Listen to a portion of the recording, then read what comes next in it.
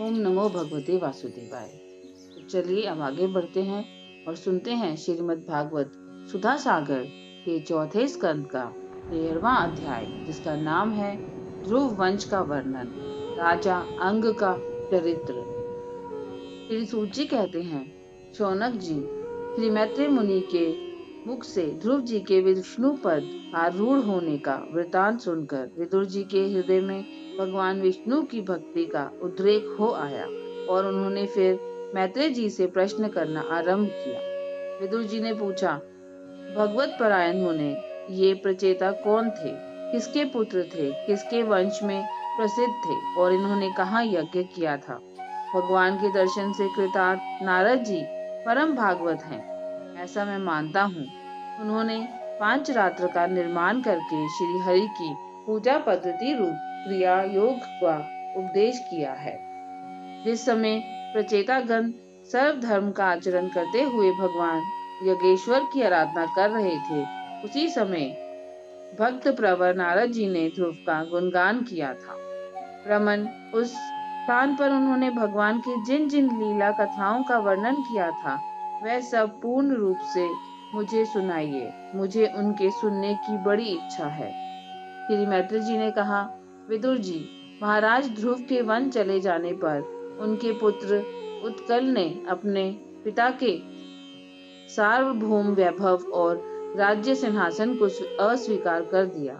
वह जन्म से ही शांत चित्त, आसक्ति शून्य और समदर्शी था तथा संपूर्ण लोकों को अपनी आत्मा में और अपनी आत्मा को संपूर्ण लोकों में स्थित देखता था। उसके अंतकरण का वासना रूप मल अखंड योगाग्नि से भस्म हो गया था।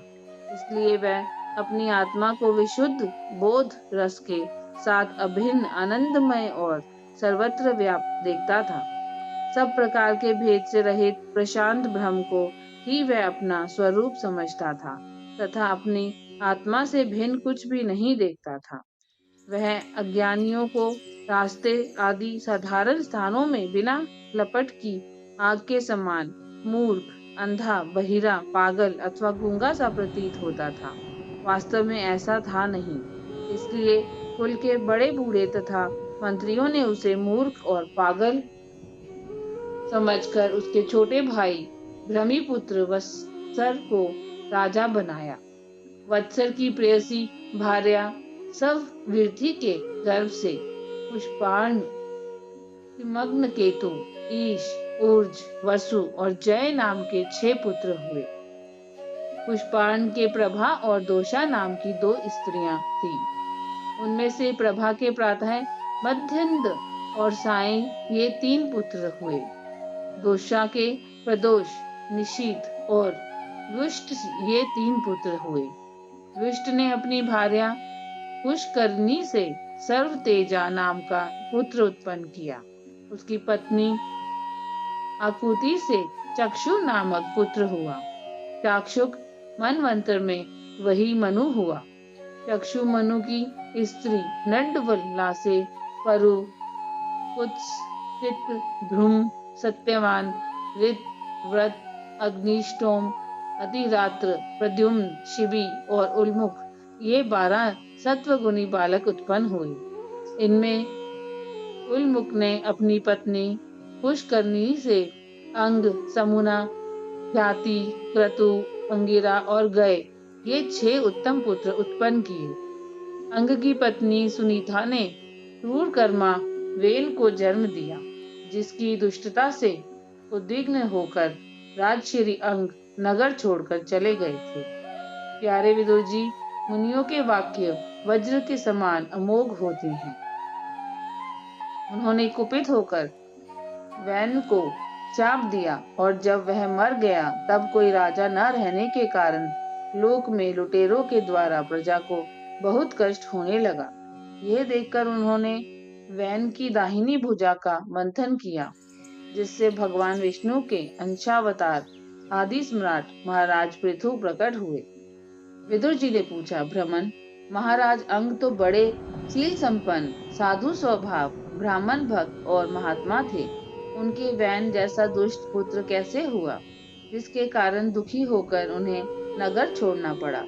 राजदंडधारी वैन का भी ऐसा क्या अपराध था जो धर्मज्ञ मुनीश्वरों ने उसके प्रति शाप रूप ब्रह्मदंड का प्रयोग किया। प्रजा का कर्तव्य है कि वह प्रजापालक राजा से कोई पाप बन जाए तो भी उसका तिरस्कार ना करें, क्योंकि वह अपने प्रभाव से 8 लोकपालों के तेज को धारण करता है। ब्राह्मण, आप भूत भविष्य की बातें जानने वालों में सर्वश्रेष्ठ हैं, इसलिए आप मुझे सुनीता के पुत्र वैन की सब करतूतें सुनाइए। मैं आपका श्रद्धालु भक्त हूँ।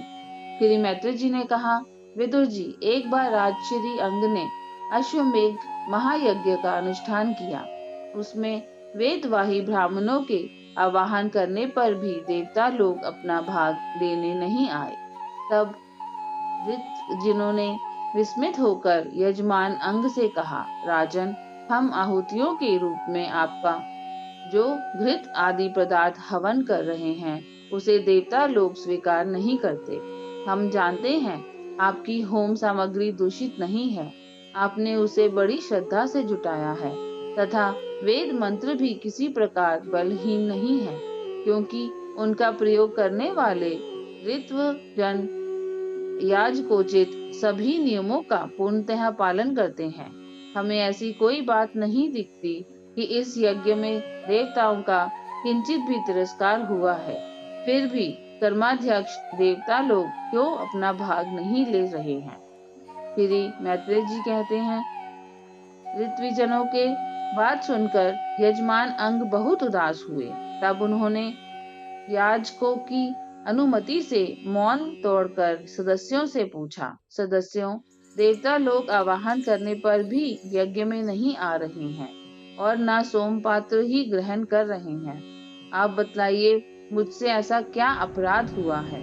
सदस्यों ने कहा, राजन, इस जन्म में तो आपसे तनिक भी अपराध नहीं हुआ।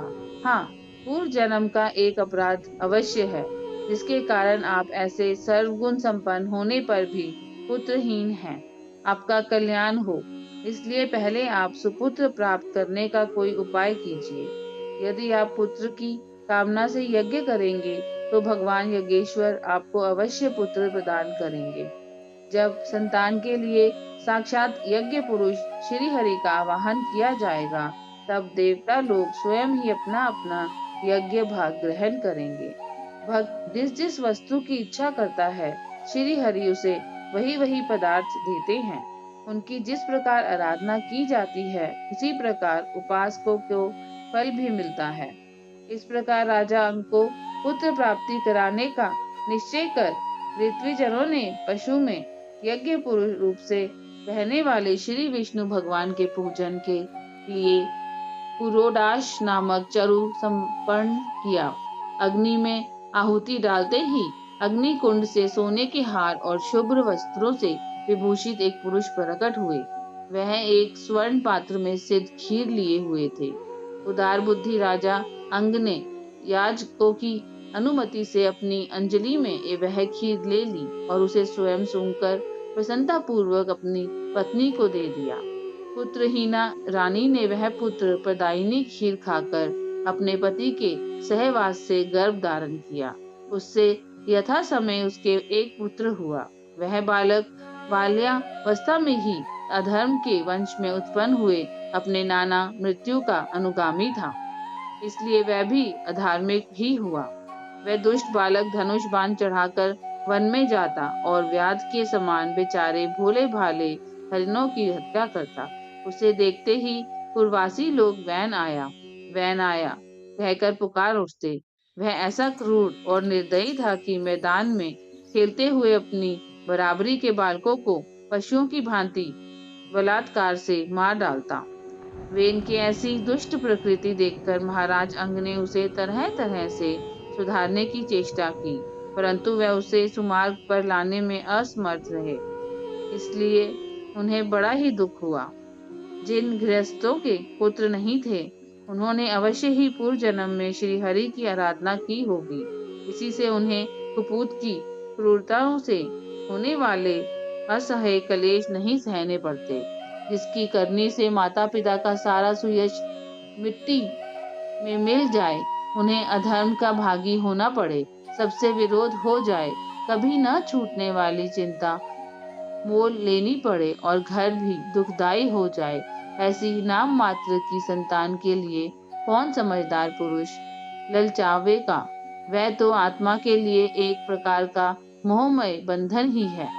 मैं तो सपूत की अपेक्षा कुपूत को ही अच्छा समझता हूँ, क्योंकि सपूत को छोड़ने में एक बड़ा क्लेश होता है। कुपूत घर को नरक बना देता है, इसलिए उससे सहज ही छुटकारा हो जाता है। इस प्रकार सोचते सोचते महाराज अंक को रात में नींद नहीं आई। उनका चित्त गृहस्थी से विरक्त हो गया। वह आधी रात के समय बिछोने से उठे। इस समय वैन की माता नींद में बेसुध पड़ी थी। राजा ने सबका मोह छोड़ दिया और उसी समय किसी को भी मालूम ना हो, इस प्रकार चुपचाप उस महान ऐश्वर्य से भरे राजमहल से निकलकर वन को चल दिए। महाराज विरक्त होकर घर से निकल गए थे। ये जानकर सभी प्रजाजन, पुरोहित, मंत्री और सुहृदयगण आदि अत्यंत शोकाकुल होकर पृथ्वी पर उनकी खोज करने लगे।